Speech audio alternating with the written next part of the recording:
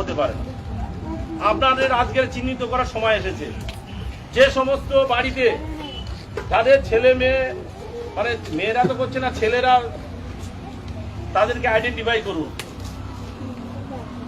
মানে লক্ষ্মীর অন্নপূর্ণা ভান্ডার তাদের বাড়ি ঢুকছে, অথচ তারা আইএসএফ করছে, সিপিএম করছে, তাদের চিহ্নিত করুন। আগামী দিনে তাদের কিন্তু আমরা ওই অন্নপূর্ণা ভান্ডার থেকে আমরা নামের লিস্টটা কেটে দেওয়ার ব্যবস্থা করবো। গতকাল ক্যানিং পূর্ব বিধানসভায় জীবনতলা 161 নম্বর বুথে একটি কর্মী বৈঠক ছিল। সেই কর্মী বৈঠক থেকে আমার একটা বক্তৃতা ভাইরাল হয়েছে। বিষয়টা ছিল, আমার কথোপকথন এটাই ছিল, যে সমস্ত মাতৃশক্তিদের আমি নিজে হাতে তাদের ভোটার কার্ড, আধার কার্ড সংশোধন করে এবং তাদের অন্নপূর্ণা ভান্ডার পাইয়ে দেওয়ার ব্যবস্থা করেছি, সেই সমস্ত মাতৃশক্তিরা তারা আইএসএফ এবং সিপিএমের নামে বিভিন্নভাবে প্রচার চালাচ্ছে এবং ভারতীয় জনতা পার্টি অর্থাৎ বিজেপিকে কুৎসা এবং সাম্প্রদায়িক এমনভাবে কথাবার্তা বলছে, তাতে করে খুব দৃষ্টিকটু লাগছিল।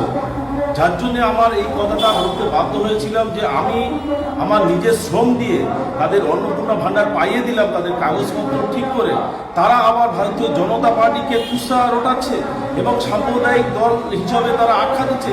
এটা খুবই মনের থেকে আমি অসন্তুষ্ট হয়েছিলাম, যার জন্য এই কথাটা বলতে বাধ্য হয়েছি, যেহেতু আমি কষ্ট করে তাদেরকে অন্নপূর্ণা ভান্ডারটা পাইয়ে দিয়েছি, আর আজকে তারা বিজেপি নামে।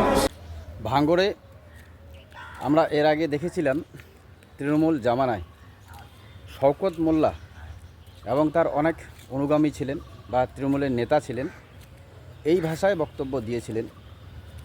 বর্তমানে অন্নপূর্ণা ভান্ডার নিয়ে এই বিজেপি নেতা যেভাবে বললেন, তবে একটা জিনিস এখানে ক্লিয়ার, ক্ষমতার নেশায় যখন নেশাগ্রস্ত হয়ে যায় না, তখন এরকমই উল্টাপাল্টা বলতে থাকে।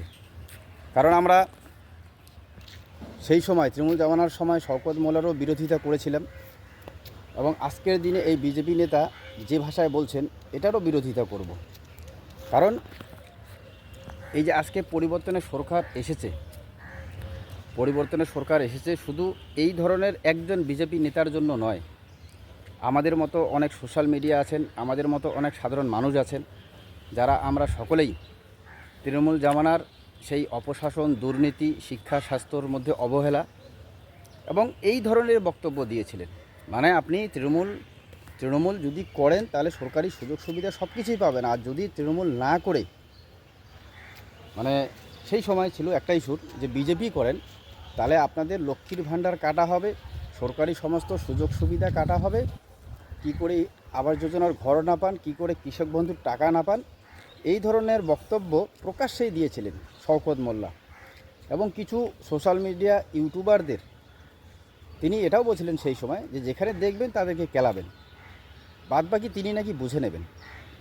তো যাই হোক, এইখানে তো তিনি কেলানোর কথা বলেননি, তবে এই ধরনের মন্তব্য আমি বলবো না করাই খুব ভালো।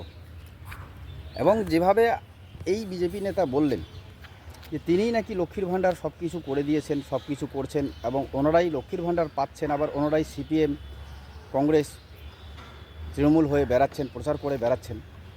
তো আপনি যখন দাঁড়িয়ে থেকে নিজে সমস্ত কিছু কাগজপত্র রেডি করে যাদেরকে এই কাজটা করে দিয়েছেন, অন্নপূর্ণা যোজনার টাকা পাইয়ে দিয়েছেন, তো আপনি তো তাদের বাড়িও যেতে পারেন, যেতে পারেন, যাবার পরে প্রকাশ্যে তাদের বাড়িতে গিয়ে বসে আলোচনা করতে পারেন যে আচ্ছা আমাদের দ্বারা এমন কি ভুল হয়ে গেল।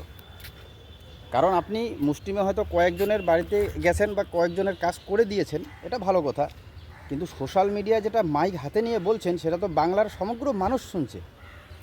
আপনি যখন অন্নপূর্ণা যোজনার কাগজপত্র ঠিক করে দিয়েছেন বা পাইয়ে দিয়েছেন, সেটা কি আপনি সোশ্যাল মিডিয়ায় বলেছেন, ভিডিও করেছেন? করেননি। তো সেই উপকারের কথাটা কিন্তু চেপে গেল, কয়েকজনে জানতে পারলো, আপনি জানতে পারলেন, যাদেরকে করে দিয়েছেন তারা জানতে পারলো। কিন্তু এই যে আপনি হুঙ্কার দিচ্ছেন যে এই না করলে পরে মানে এদেরকে চিহ্নিত করা হবে এবং এদেরকে মানে চিহ্নিত করে অন্নপূর্ণা যোজনা কেমন করে না পায় তারও ব্যবস্থা করে দেবেন আপনি, কারণ তারা অমুক প্রচার করছে, সেটা তো সোশ্যাল মিডিয়ায় বলছেন। তো এটাই হচ্ছে গল্প। কি বলবেন এখন? কারণ আমরা অনেক কষ্ট করে সাধারণ মানুষ, বাংলার সাধারণ মানুষ, সাধারণ বিজেপি কর্মীরা এবং আপনি বলছেন আপনিও অনেক ত্যাগের পর, অনেক লড়াইয়ের পর কিন্তু এই সরকারটা এসেছে। এখন যদি আপনারাও সেই তৃণমূল নেতাদের মতো ভাষণ মারেন, যুক্তি দেখান, বক্তব্য দেন, সাধারণ মানুষের উদ্দেশ্যে এইভাবে বলেন, তাহলে ওদের মধ্যে আর আপনাদের মধ্যে কী তফাৎ থেকে গেল? এটাই হচ্ছে কথা। ধন্যবাদ।